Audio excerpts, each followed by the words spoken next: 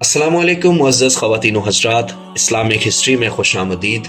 आइए इस्लाम को जानिए। जैसा कि आप जानते हैं कि हम ग़ज़वातुन नबी सल्लल्लाहु अलैहि वसल्लम की बात कर रहे हैं। इससे पहले हम 19 ग़ज़वात का जिक्र कर चुके हैं, जिनके नाम आप देख सकते हैं और इनके लिंक्स वीडियो डिस्क्रिप्शन में मौजूद हैं। आज हम इस्लाम के 20वां ग़ज़वा जो कि मुआहिदा हदैबिया है के बारे में बात करेंगे। नाज़रीन, ये बाकायदा ग़ज़वा नहीं था, लेकिन इन हालात में मुसलमान हमा वक्त जंग के लिए तैयार थे। तमाम हालात व वाक़यात को अच्छी तरह जानने के लिए वीडियो आखिर तक देखें। मुआहिदा हदैबिया, जिसे सुलह हदैबिया भी कहा जाता है, इस्लामी तारीख़ का एक अहम वाक़या था, जिसने मदीना के मुसलमानों और मक्का के कुरैश के दरमियान ताल्लुकात में एक अहम मोड़ पैदा किया। ये 6 हिजरी 628 ईस्वी के आखिर में हुआ, और अगरचे ये कोई रवायती फ़ौजी ग़ज़वा नहीं है, लेकिन इसकी अहमियत इस सियासी और सफारती फ़तह में मुज़म्मर है। मुआहिदा हदैबिया मदीना मुनव्वरा के मुसलमानों और मक्का के कुरैश के दरमियान कई साल की दुश्मनी की इंतहा थी। मुसलमानों की क़ियादत रसूल सल्लल्लाहु अलैहि वसल्लम कर रहे थे, जबकि कुफ़ार मक्का की नुमाइंदगी सुहैल इब्ने अमर कर रहा था। 622 ईस्वी में रसूल सल्लल्लाहु अलैहि वसल्लम की मदीना हिजरत के बाद से कुरैश और मुसलमानों के दरमियान कई महाज आराइयाँ हुई, जिनमें जंग बदर, जंग उहद और जंग खंदक काबिल ज़िक्र हैं। इन वाक़यात से मुसलमान और कुरैश के दरमियान बढ़ते हुए तनाव की निशानदेही होती है। ताहम 628 ईस्वी तक मुसलमानों ने जज़ीरा नुमा अरब में खुद को एक ताकतवर कुव्वत के तौर पर कायम कर लिया था। हालांकि कुरैश अब भी खित्ते में अहम सियासी, इक़्तिसादी और समाजी ताकत रखते थे। सियासी तनाज़ात की जारी होने के बावजूद हज़रत मोहम्मद सल्लल्लाहु अलैहि वसल्लम अपने सहाबा कराम रज़ियल्लाहु तआला अन्हो के हमरा उम्रा की अदायगी की गर्ज से पुरअमन तरीके से मक्का मुकरमा जाना चाहते थे, लेकिन मक्का मुकरमा पर कुरैश का कंट्रोल था, जो मुसलमानों को शहर में दाखिल होने से रोकने के लिए पुरअज़्म थे। 6 हिजरी में हज़रत मोहम्मद सल्लल्लाहु अलैहि वसल्लम ने मक्का की ज़ियारत के लिए अपने इरादे का ऐलान किया।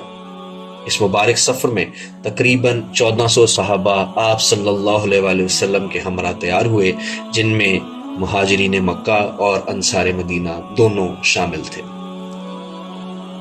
अहम बात यह है कि इस नेक सफ़र के लिए हज़रत मोहम्मद सल्लल्लाहु अलैहि वसल्लम और सहाबा कराम रज़ियल्लाहु तआला अन्हुम सिर्फ अपनी तलवारें लेकर रवाना हुए, क्योंकि अरबों में सफ़र के दौरान तलवार साथ रखने का रिवाज था। ये जाहिर करने के लिए कि उनका सफ़र पुरअमन और मजहबी मकासद के लिए है, उन्होंने अपने साथ किसी किस्म के जंगी हथियार नहीं उठाए। मुसलमान मक्का के करीब हुदैबिया नामी जगह पर पहुंचे और वहां पड़ाव डाला। ताहम कुरैश मक्का ये समझते थे कि अगर उन्होंने मुसलमानों को मक्का दाखिल होने की इजाज़त दी तो अरब में उनकी बदनामी होगी और कबाइल समझेंगे कि कुरैश मुसलमानों से डर गए। इसलिए उन्होंने मुसलमानों को मक्का में दाखिले से रोकने के लिए कासिद भेजे। कुरैश ने मुसलमानों को उम्रा के लिए जाने की इजाज़त देने से इनकार कर दिया और कशीदगी बढ़ गई। ताहम मुसलमान तनाज़ात से बचने के लिए पुरअज़्म थे, क्योंकि उनका मकसद खालिस्तन उम्रा का था। कई दिनों के दौरान दोनों अतराफ के एलची सूरत हाल को हल करने के लिए बातचीत में मसरूफ रहे। कुरैश के कई रहनुमा रसूल सल्लल्लाहु अलैहि वसल्लम से मिलने आए, जिनमें मकरज़ बिन हफ़स और उर्वा बिन मसूद भी शामिल थे। उर्वा ने नबी सल्लल्लाहु अलैहि वसल्लम को मक्का में दाखिल होने से रोकने की कोशिश की, लेकिन सहाबा कराम रज़ियल्लाहु तआला अन्हुम की अकीदत और वफादारी को देखकर वो मुतासिर हुआ और नरमी के साथ कुरैश की तरफ लौट गया। एक मौका पर यह अफवाह फैल गई कि मुसलमानों के एलची हजरत उस्मान बिन अफ़्फ़ान रज़ियल्लाहु तआला अन्हु, जो कुरैश से मुज़ाकरात के लिए मक्का भेजे गए थे, को कत्ल कर दिया गया है। इसके जवाब में मुसलमान एक दरख्त के नीचे जमा हुए और नबी अकरम सल्लल्लाहु अलैहि वसल्लम से अपनी गैर मुतज़लज़ल बैत का अहद किया, जिसे बैतुल रिज़वान कहा जाता है। शदीद गुफ्तो शनीद के बाद कुरैश ने सुहैल बिन उमरू को اپنا نمائندہ بنا کر ایک معاہدہ طے کرنے کے لیے بھیجا۔ اس معاہدے کی شرائط سطحی طور پر مسلمانوں کے لیے ناگوار معلوم ہوئی، لیکن نبی اکرم صلی اللہ علیہ وآلہ وسلم نے طویل مدتی فوائد کو دیکھتے ہوئے ان سے اتفاق کیا۔ معاہدہ حدیبیہ کی اہم شرائط درج ذیل ہیں۔ دونوں فریقین نے 10 سال جنگ بندی پر اتفاق کیا، جس کے دوران کوئی بھی فریق دوسرے پر حملہ نہیں کرے گا۔ مسلمان اس سال عمرہ نہیں کریں گے، لیکن انہیں اگلے سال واپس آنے کی اجازت ہوگی، مکہ میں زیادہ سے زیادہ 3 دن قیام کے ساتھ۔ جو بھی مسلمان مکہ سے بھاگ کر مدینہ میں مسلمانوں کے پاس آئے گا، اسے قریش کے پاس واپس کر دیا جائے گا، البتہ جو بھی مسلمان مدینہ سے مکہ واپس جائے گا، اسے واپس نہیں کیا جائے گا۔ دونوں فریق دوسرے قبائل کے ساتھ اتحاد قائم کر سکتے تھے، لیکن قریش اور مسلمان دوسرے فریق کے ساتھ منسلک قبائل کے خلاف دشمنی میں شامل نہیں ہو سکتے تھے۔ مسلمان اس سال پر امن ارادوں کی علامت کے طور پر عمرہ کیے بغیر مدینہ واپس لوٹ جائیں گے۔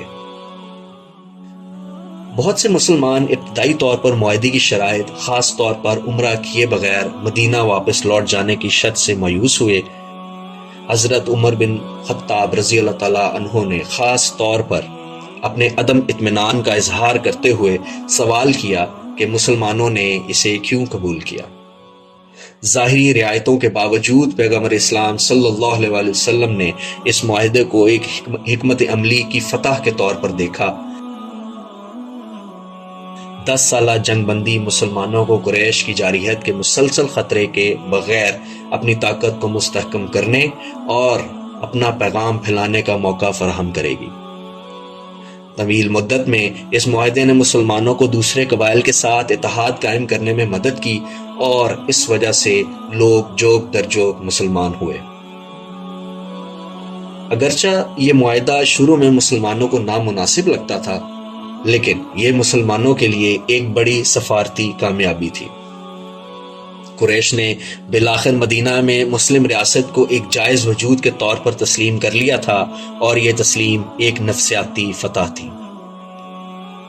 امن نے اسلام کو پورے عرب میں تیزی سے پھیلا دیا۔ بہت سے قبائل جو اب قریش کے انتقامی کارروائیوں سے خوفزدہ نہیں تھے، اسلام قبول کر لیا یا مسلمانوں کے ساتھ اتحاد قائم کیا۔ اس توسیع نے مستقبل کی فوجی فتوحات اور مکہ کی حتمی فتح کی بنیاد رکھی۔ صلح حدیبیہ امت مسلمہ کے ایمان اور اطاعت کا امتحان تھا۔ اپنی ابتدائی مایوسی کے باوجود انہوں نے پیغمبر اسلام صلی اللہ علیہ وآلہ وسلم کی پیروی کی اور ان پر بھروسہ کیا۔ معاہدے کے بعد نبی اکرم صلی اللہ علیہ وآلہ وسلم پر اللہ تعالیٰ کی طرف سے وحی نازل ہوئی۔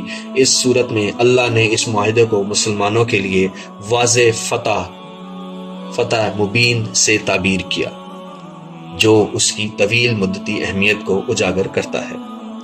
اگلے سال 7 ہجری 629 عیسوی میں معاہدے کے مطابق رسول صلی اللہ علیہ وآلہ وسلم اور مسلمانوں نے پرسکون طریقے سے اپنا عمرہ ادا کیا۔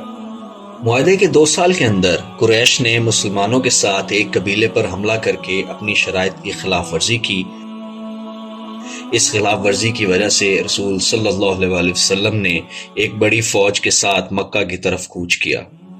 قریش نے اپنی شکست کو تسلیم کرتے ہوئے پرامن طور پر ہتھیار ڈال دیے، اور مسلمان فتح مکہ کے موقع پر بغیر خون بہائے مکہ میں داخل ہوئے۔ معاہدہ حدیبیہ رسول صلی اللہ علیہ وآلہ وسلم کی طرف سے سفارتکاری، صبر اور دور اندیشی کا شاہکار تھا۔ اس نے مسلمانوں کو اپنی پوزیشن مضبوط کرنے کی اجازت دی، اسلام کے پرامن پھیلاؤ میں سہولت فراہم کی، اور بالآخر اسلامی تحریک کے طویل مدتی مقاصد کو پورا کرتے ہوئے مکہ کی پرامن فتح کا باعث بنا۔ جو چیز ابتدا میں ایک دھچکے کی طرح لگ رہی تھی، وہ اسلام کی تاریخ کی سب سے بڑی سفارتی فتوحات میں سے ایک تھی۔ الحمدللہ، یہ تھا معاہدہ حدیبیہ کا مختصر بیان۔ امید ہے آپ کو اس معرکے کی اہمیت اور اس میں پوشیدہ سبق سمجھ آیا ہوگا۔ اگر آپ کو ویڈیو پسند آئی ہو تو براہ کرم لائک اور سبسکرائب کریں، اور اپنے دوستوں کے ساتھ بھی شیئر کریں تاکہ وہ بھی اس اسلامی تاریخ سے آگاہ ہو سکیں۔ اللہ تعالیٰ ہمیں اسلام کی حقیقی تعلیمات کو سمجھنے اور ان پر عمل کرنے کی توفیق عطا فرمائے، آمین۔ السلام علیکم ورحمۃ اللہ وبرکاتہ۔